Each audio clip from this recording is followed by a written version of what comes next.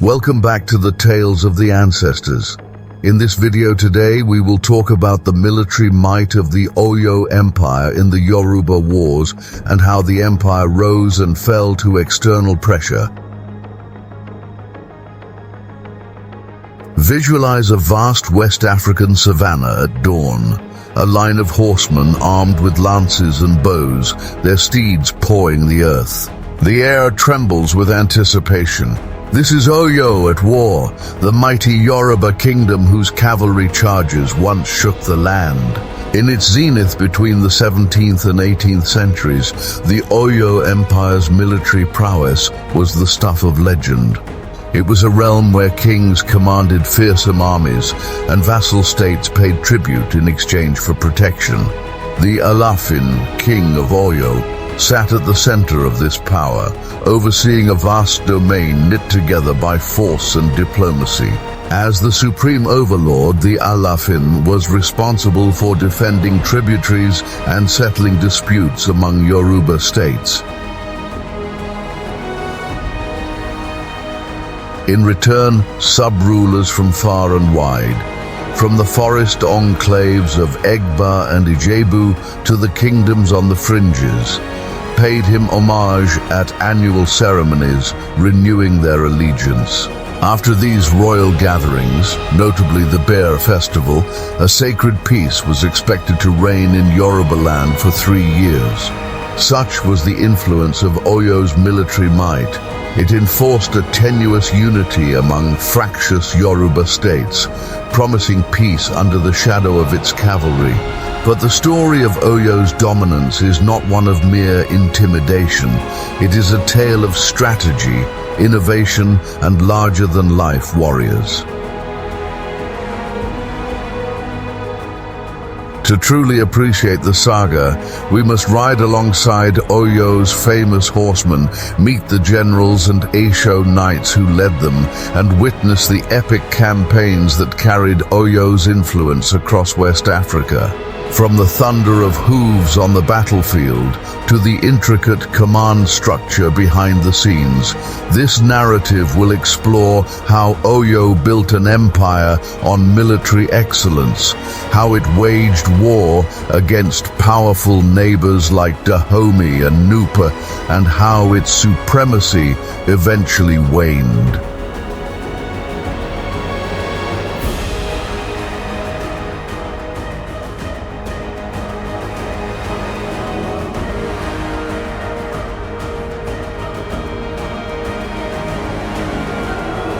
Prepare for a journey into the past, into the tales of the ancestors, where the valor of Oyo's warriors and the rise and fall of their empire still echo through history. The military organization of the Oyo Empire was as structured as it was formidable. At the top stood the Alaafin, the king who was both a political and military figurehead. However, day-to-day command of the army was entrusted to a supreme military commander titled the Aare Ona Kakanfo, essentially the kingdom's field marshal. This Kakanfo was no ordinary general. Created after Oyo's resurgence from a 16th century exile, the Kakanfo was required to live on the empire's frontiers, far from the capital, ever ready to confront external threats.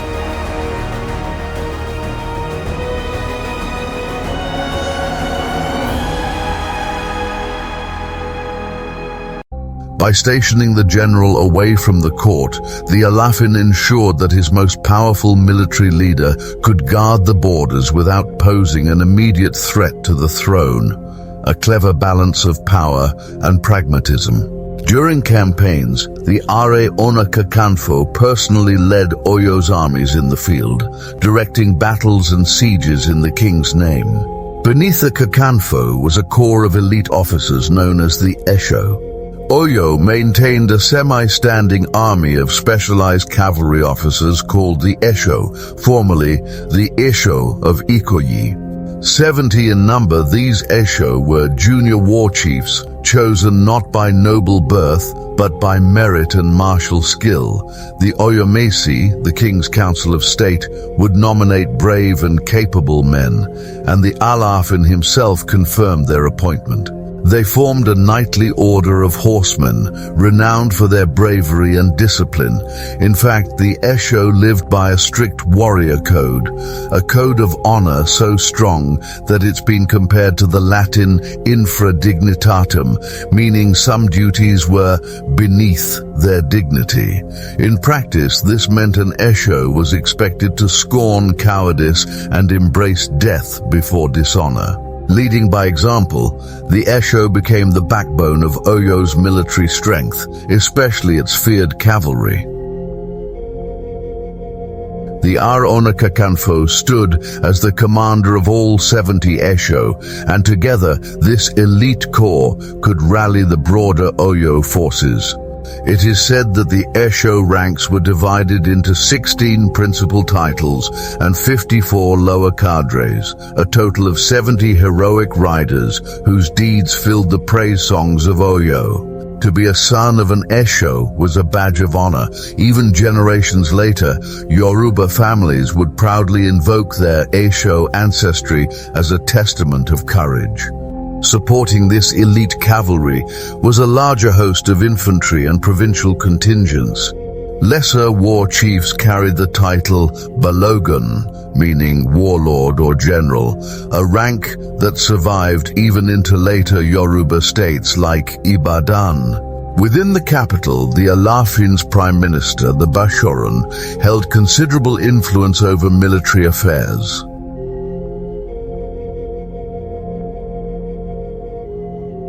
In earlier times, the Bashoran could even lead the army and nominate Esho officers. And in emergencies, while the Kakanfo was away campaigning, the Bashoran commanded defensive forces to protect the capital. In essence, Oyo's military command structure was a well-oiled machine. The Alaafin set the grand strategy, the Kakanfo and Esho led the cavalry charges, and provincial commanders and tributary chiefs brought in additional troops when needed. This hierarchy, united under the Alaafin's authority, allowed Oyo to project power across vast distances and varied terrains. Oyo's most dramatic military innovation, and the key to its dominance, was its powerful use of cavalry. The Yoruba heartland is a land of forests, where the dreaded tsetse fly makes breeding horses difficult. Yet, Oyo's territory stretched into the northern savannah, a geography it exploited to become one of the few Yoruba states to field a substantial cavalry. Early in its history, Oyo learned hard lessons about the importance of horses.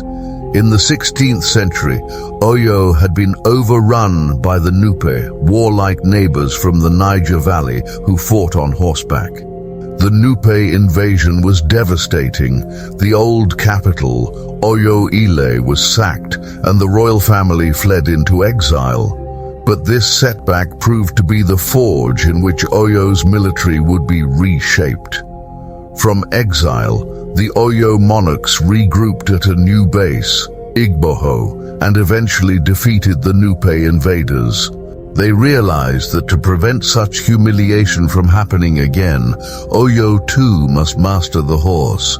Thus, by the early 17th century, as Oyo re-established its power, it began to adopt cavalry tactics from its northern neighbors, particularly the Bariba and Nupe peoples. Over time, Oyo became a true cavalry state, where mounted warriors were the decisive arm of the military. To maintain this formidable cavalry, Oyo needed a steady supply of horses. Being near the edge of the tsetse fly zone, Oyo itself could not breed large numbers of horses. Most imported horses would eventually succumb to disease in the humid south. Instead, Oyo leveraged commerce and tribute to replenish its stables.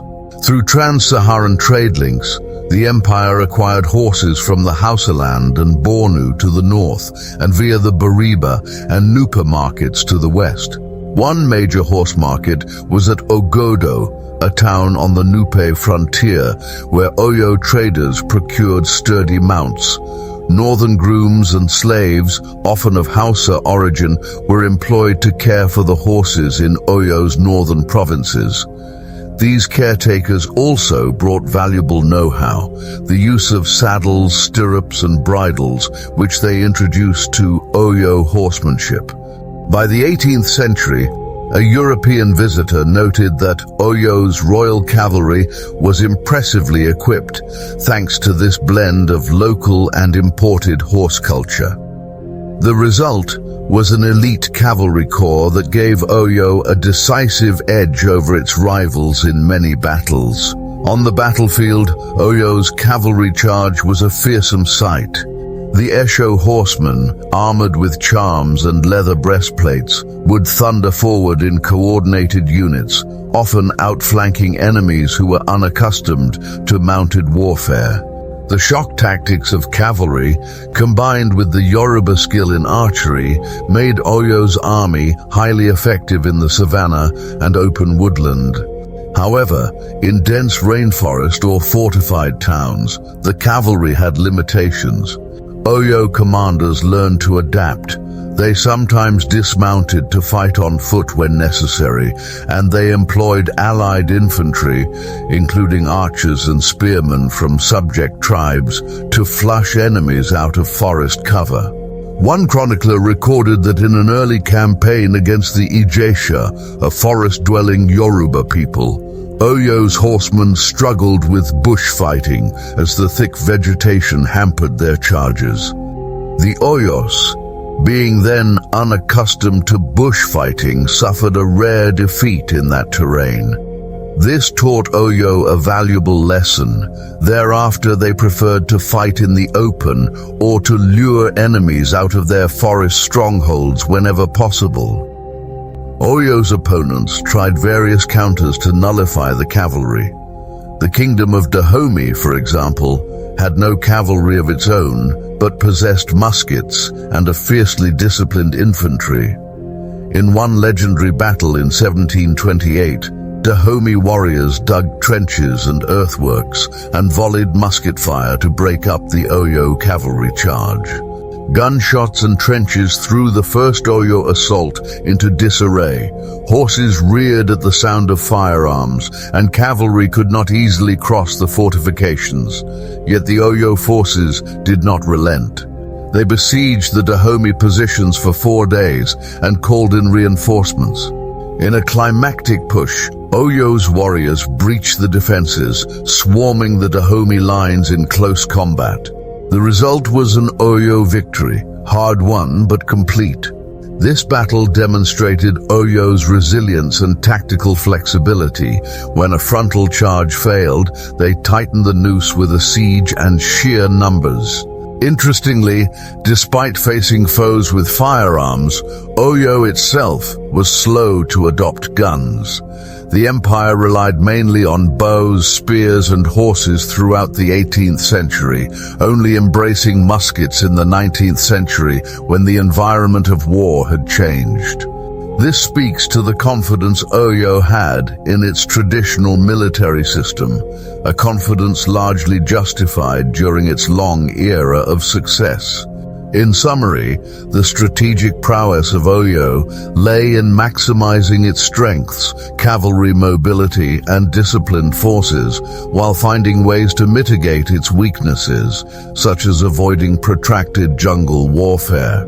It was this prowess that underpinned Oyo's major campaigns of expansion. Armed with a robust military structure and superior cavalry tactics, Oyo embarked on a series of campaigns that carved out an empire. After re-establishing its capital at Oyo Ile in the 1600s and solidifying power internally, Oyo looked outward. Revenge and security were early motivators. The Nupe, who had once humbled Oyo, now faced Oyo's fury. By the late 16th and early 17th century, Oyo armies pushed back into Nupe territory. They captured strategic Nupe towns such as Ogodo and Jeba, securing the northern frontier. Oyo's resurgence was so successful that parts of Nupe land and the adjacent Bariba states were made tributaries of Oyo. In the words of a historian, Oyo's northward offensive saw better success northwards, a testament to how the once defeated became conquerors in turn. By the mid-17th century, the Oyo Empire had not only avenged its past defeat, but was feared in all directions. The Hausa of the far north, the Mosi and Songhai remnants to the northwest, and the neighboring Yoruba kingdoms to the south all took note of Oyo's rise. The southern expansion of Oyo is where its power made the greatest impact on other Yoruba states.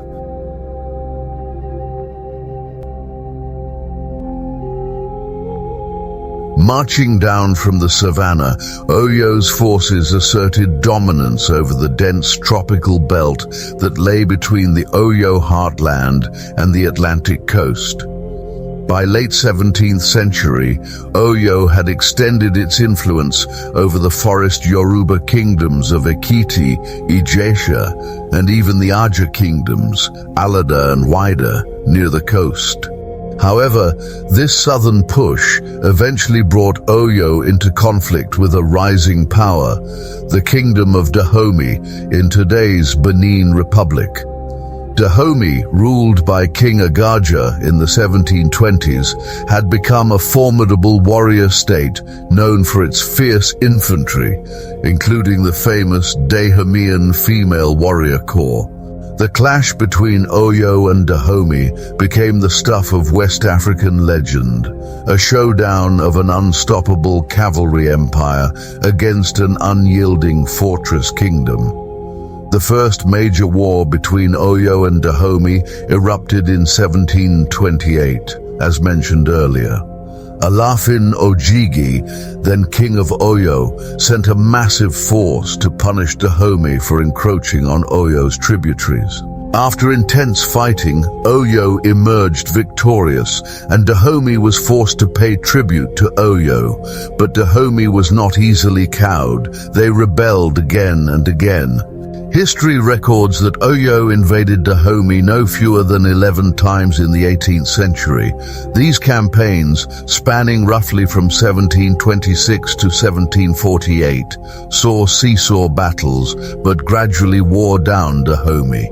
In 1730, Dahomey's capital Abomey reportedly fell briefly to Oyo's forces, and by 1748, the Alaafin's generals finally subjugated the kingdom. Thereafter, Dahomey's kings grudgingly sent annual tribute, which included troops, captives, and luxury goods, to the Alaafin of Oyo. For about 7 decades, 1740s to 1810s, Dahomey remained a tributary, its ambitions checked by Oyo's might. Each year at the Oyo capital, envoys from Dahomey would present gifts to reaffirm their king's submission.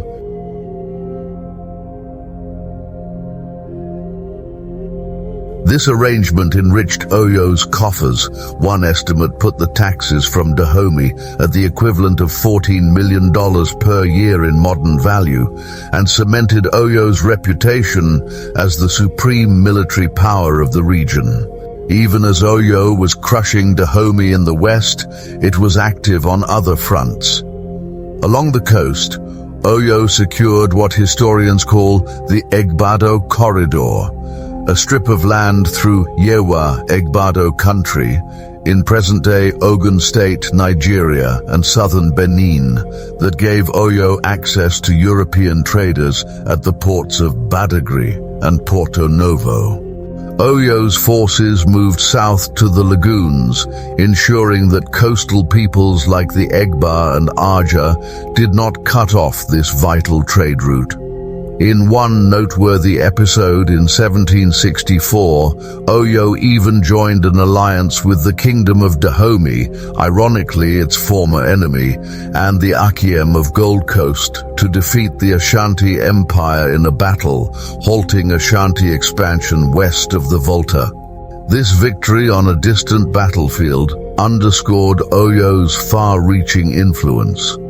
Oyo could project power or diplomatically involve itself well beyond Yorubaland when its interests, such as regional balance of power or trade security, were at stake. Within Yorubaland itself, Oyo's supremacy profoundly shaped inter-kingdom relations.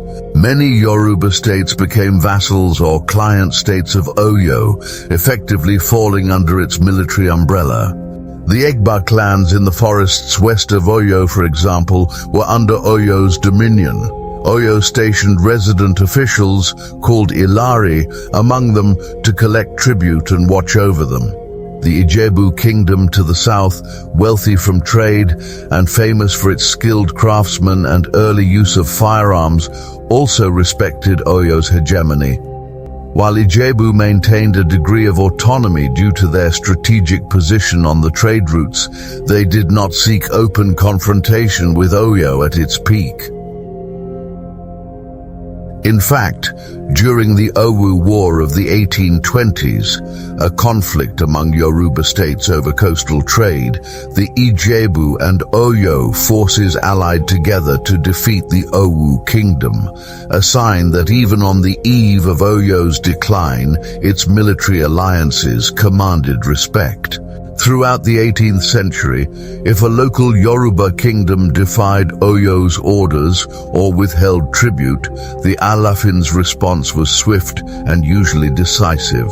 A punitive expedition would be launched, led by one of the Esho or a provincial warlord, to remind them why Oyo was the imperial master.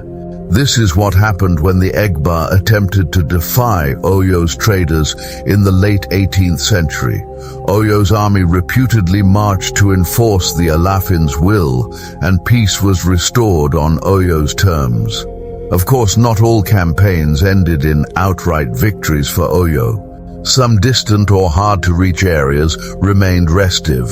For instance, the Ijebu, with their thick forests and the strategic lagoon fortifications, could not be easily overrun by cavalry, so they managed to negotiate a tributary relationship rather than full occupation. And as we've seen, the Nupe and Borgu in the north were never fully subdued. They would raid Oyo's border and sometimes even defeat Oyo detachments. A poignant example of Oyo's limits was Alaafin Abiodun's failed campaign against Nupe in 1789. Abiodun, one of Oyo's longest-reigning kings, sent a large force against the Nupe that year, perhaps aiming to finally conquer them. But the campaign ended in disaster, with Oyo reportedly losing 13 of its war chiefs, generals, and their men in battle. A similar fate met an Oyo expedition against Borgu, Bariba, in 1783, which saw the loss of 11 commanders. These setbacks did not immediately destroy Oyo's power. Abiodun remained on his throne until he was later assassinated by his own son, and Oyo was still feared. Yet they were omens that Oyo's overextension and the changing tactics of its enemies could chip away at its military supremacy. By the end of the 18th century, the military campaigns of Oyo had made it the paramount power from the fringes of the Sahara to the Atlantic coast. The empire at its height covered over 150,000 square kilometers. Oyo's cavalrymen had ridden victoriously in Dahomey's plains, Nupe's valleys, and Yoruba towns far and wide. The Alaafin could rightfully claim the title of King of Kings in Yorubaland, as subordinate rulers bowed to him and sent troops to serve in his wars. This imperial peace, enforced by war, profoundly shaped the power dynamics among the Yoruba. But as the new century dawned, cracks were forming in the edifice of Oyo's dominance. The final act of this epic would be not a glorious charge, but a tragic fall. During its zenith, Oyo's military strength was the glue that held a complex web of Yoruba states together. Under Oyo's shadow, these states experienced a hierarchy of power that was unprecedented in the region. The Alaafin of Oyo was regarded as the supreme judge in Yorubaland, a position earned not just by royal lineage, but by the might of Oyo's army.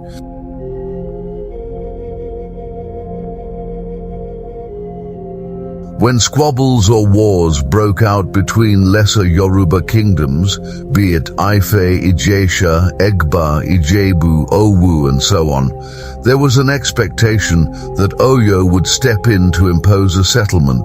The Alaafin mediated disputes and kept the peace between his subordinates. For the smaller Yoruba communities, having Oyo as an overlord was a double-edged sword. On one hand, it curbed incessant local wars. No neighbor dared attack you if it meant provoking Oyo's wrath. But on the other hand, it meant paying tribute and occasionally sending your best warriors to fight in the Alaafin's campaigns. In essence, Oyo's military hegemony created a Yoruba Pax Oyorana, a peace enforced by Oyo, in which trade and culture flowed more freely, but political autonomy was curtailed. One vivid illustration of this hegemony was the annual homage ceremony. Every year, vassal lords from across Yorubaland and beyond, like the kings of Dahomey and Ketu, gathered at Oyo for the Bere festival. Here, amidst pomp and traditional pageantry, they renewed their oaths of allegiance to the Alaafin. The ceremony was more than ritual. It was a political drama where each sub-king recommitted to peace under Oyo's overlordship. It was understood that once tribute was paid and the Alaafin's rule acclaimed as successful for that year, peace should hold among the Yoruba for at least the next 3 years. This tradition hints at how Oyo's dominance reduced internecine conflict. It served as a central authority to discourage constant fighting among its tributaries. Indeed, contemporary observers noted that despite the violent conquest that birthed Oyo's empire, the empire was held together by mutual self-interest. Oyo provided security and a form of unity, while the vassals provided loyalty, willing or grudging, and resources. The influence of Oyo's military extended even into the social fabric of Yorubaland.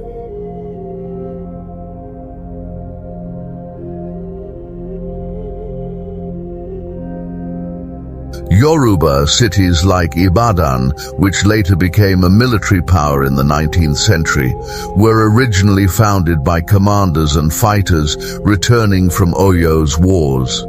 For example, Ibadan started as a war camp for Oyo's soldiers in 1820s and quickly grew into a dominant city once Oyo itself fell.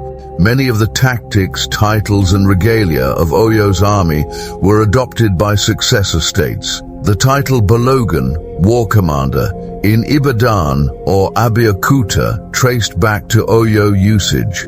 The concept of a warrior elite living by a code, reminiscent of the Esho, inspired new generations of soldiers even outside Oyo's direct control. In Egba territory, after the Egba freed themselves, they crowned a king in Abeokuta, and many of his chiefs were former Oyo warriors.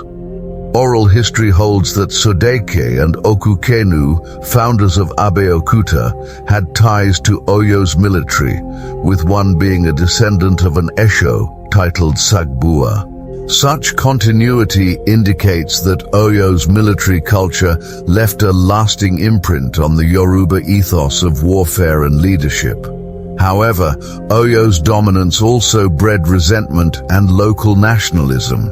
Under the surface of declared obedience, kingdoms like Egba and Ijebu remembered their own proud histories. They chafed at the taxes and at the haughty attitude of Oyo officials, Ilorin, stationed in their towns. For years they endured, but they watched for any sign of Oyo weakness. That moment would come at the turn of the 19th century, and when it did, the pent-up rivalries and ambitions among the Yoruba states would explode with a vengeance.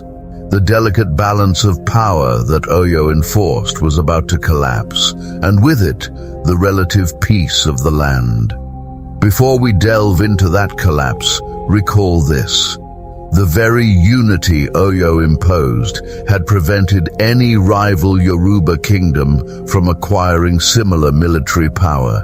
Thus, once Oyo's center could no longer hold, all the suppressed tensions led to a free-for-all struggle in Yorubaland.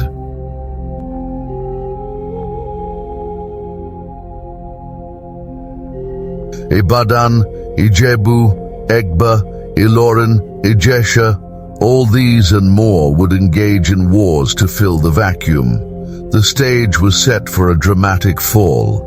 No empire, however mighty, lasts forever. By the late 18th century, ominous signs hinted that Oyo's golden age was ending.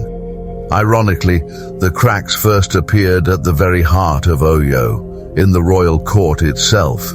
Beginning around 1754, a cunning and ruthlessly ambitious prime minister named Bashorun Gaa orchestrated a series of palace coups. Exploiting the constitutional power of the Oyo Mesi Council, Bashorun Gaa conspired to remove Alaafins who displeased him. In a chilling sequence, he compelled 4 successive kings to commit ritual suicide by presenting them with empty calabashes or parrots' eggs, the symbolic message that the council had rejected their rule. Kings came and went in rapid succession. One ruled only 17 days, another only a few months. This turmoil severely destabilized the central government. Although Gaha's reign of terror ended when Alaafin Abiodun, with the help of loyalists and likely some Esho officers, finally executed him in 1774, the damage was done. The aura of divine kingship was tarnished by the image of kings as pawns, and the cohesion of the state was weakened by a decade of internal strife. Political intrigue had sapped Oyo's strength at a time when strong leadership was needed to face new challenges. Externally, those challenges were mounting.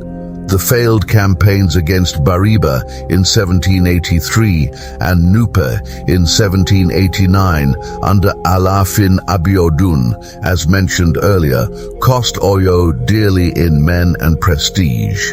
For an empire that had known mostly victory, these defeats were demoralizing.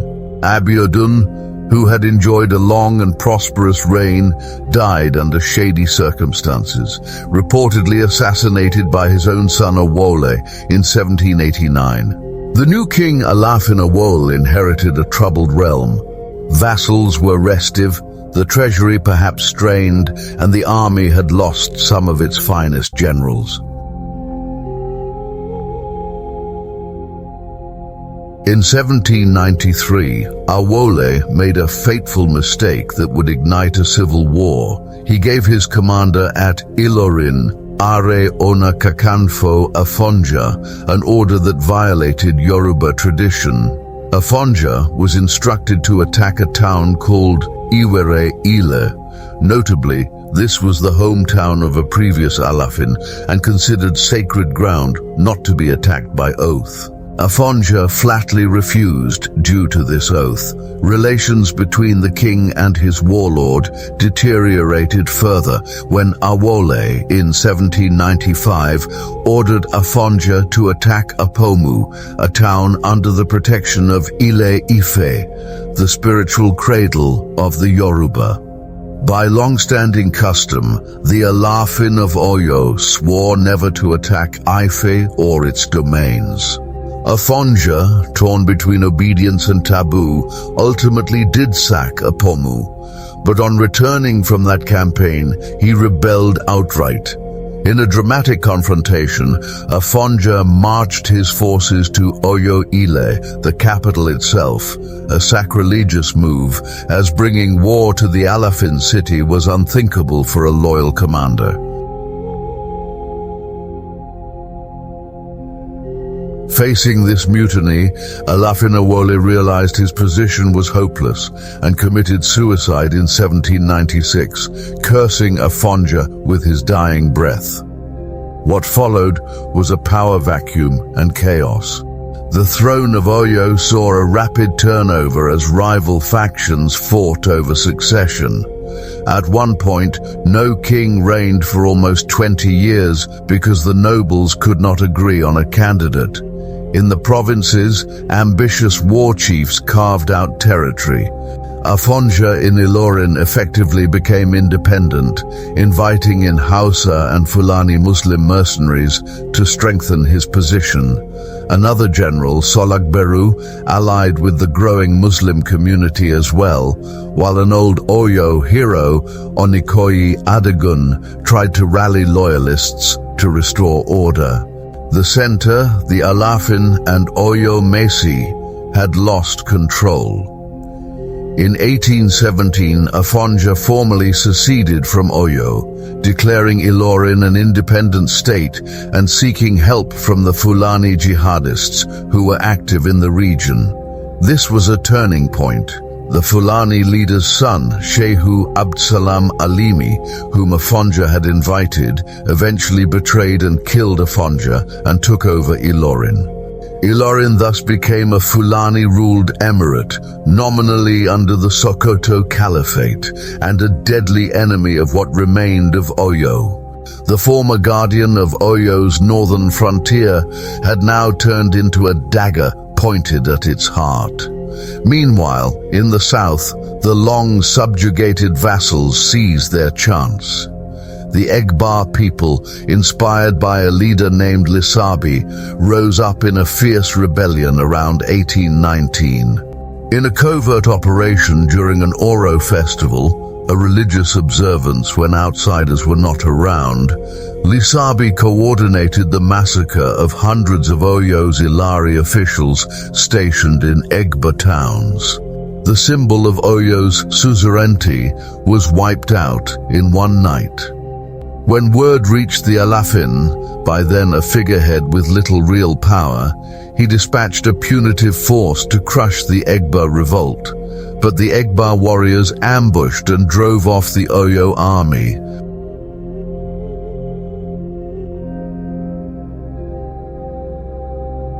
Having won their freedom by the sword, the Egba fled the crumbling Oyo province and regrouped at Abeokuta, a new fortress city they founded in 1830. There, they would remain independent, never again bowing to an Alaafin. Likewise, in the southwest, the kingdom of Ketu, a Yoruba state, and others asserted independence, and some aligned with Dahomey or sought protection elsewhere. Speaking of Dahomey, the tributary turned nemesis. They too struck when Oyo was weakest. In 1823, the ambitious new Dahomeyan King Ghezo decided to cut the yoke of Oyo once and for all. He ceased sending tribute, and Dahomey forces raided some frontier villages under Oyo's protection. The Alaafin, then Adeyemi, ruling a faltering kingdom, demanded an enormous tribute in recompense, which Ghezo pointedly refused. Negotiations were attempted. King Ghezo even sent his Brazilian-born advisor, Francisco de Souza, to placate Oyo, but these failed. In response, what was left of the once mighty Oyo army marched on Dahomey in 1824. The result was a debacle. Oyo was decisively defeated in battle, a shocking reverse after a century of dominance. This defeat ended Oyo's hegemony over Dahomey. Ghezo's forces not only repelled the invaders, but went on the offensive, raiding the corridor that Oyo had used to access the coast. Oyo's coastal trade lifeline was effectively severed.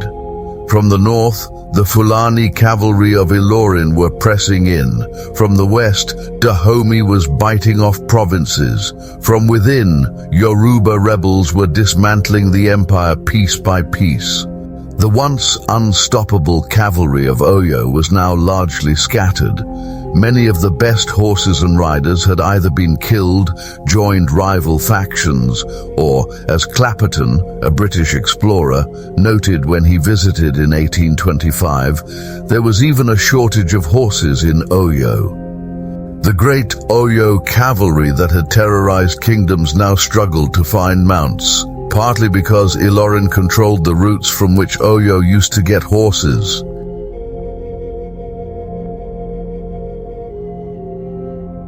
Clapperton's diary paints a somber picture.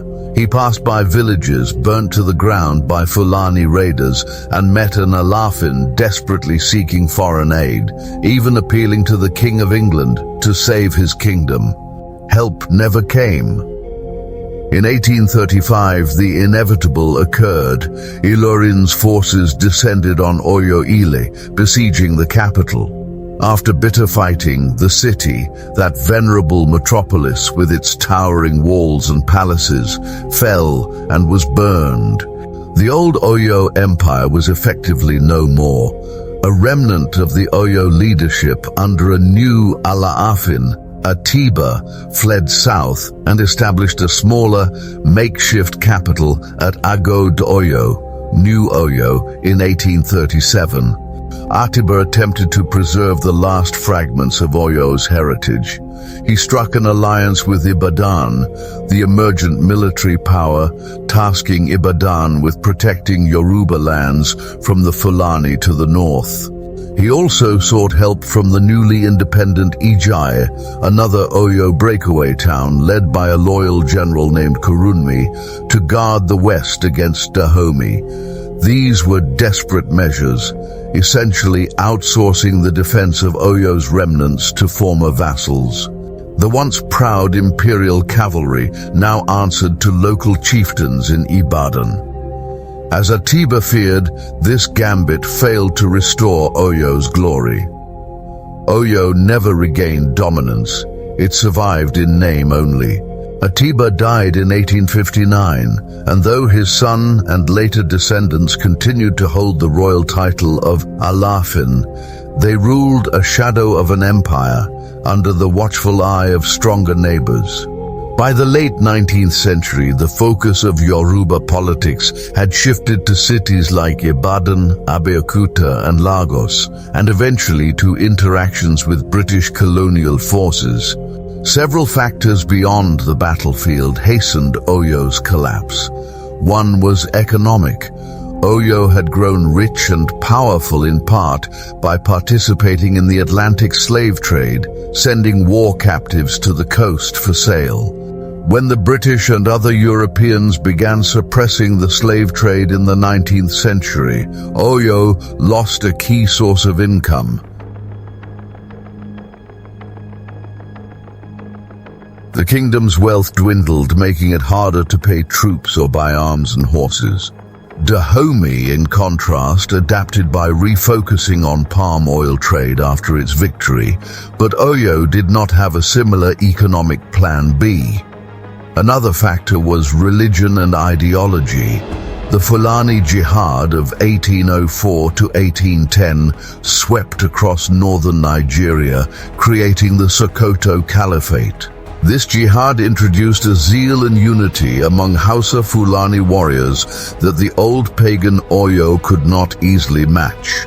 Some of Oyo's own subjects, especially in Ilorin, converted to Islam and felt less loyalty to the Alaafin, viewing the Muslim Fulani as liberators or allies. The jihad thus hollowed out Oyo from within and provided external enemies, like Ilorin and later the Caliphate forces, with a unifying cause to rally around. In sum, internal betrayal, external invasion, and economic upheaval converged to bring down what centuries of foes could not. The fall of Oyo was dramatic and had far-reaching consequences. With no single power to maintain order, Yorubaland descended into decades of civil wars, Ibadan versus Ijaye, Ibadan versus Egba, etc., even as the shadow of European colonization loomed. The narrative is grounded in scholarly and historical sources on the Oyo Empire's military. Academic historians such as Robin Law and Samuel Johnson have documented Oyo's cavalry and imperial conquests, while recent research, for example, Akinwumi Ogundiran's The Yoruba, A New History, sheds new light on its politics. The account of the Esho cavalry structure and the role of the Aare Ona Kakanfo draws on documented descriptions of Oyo's military hierarchy. Descriptions of cavalry tactics and the adoption of horses from the north are based on historical analyses of Oyo's warfare.